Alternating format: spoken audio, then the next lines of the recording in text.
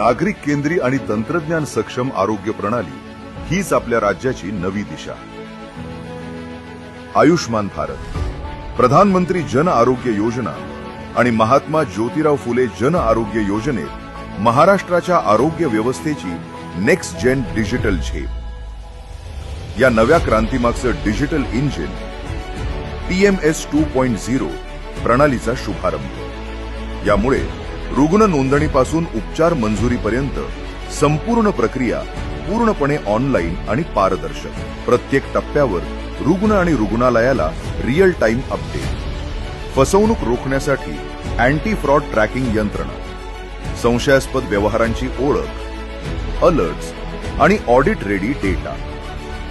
आणि HEM 2.0 मुळे योजनेअंतर्गत रुग्णालय अंगीकरण आता अधिक सोपं व जलद. यासोबत अंगीकृत रुग्णालयांची संख्या 1792 वरून 4500 पेक्षा अधिक झाली आहे.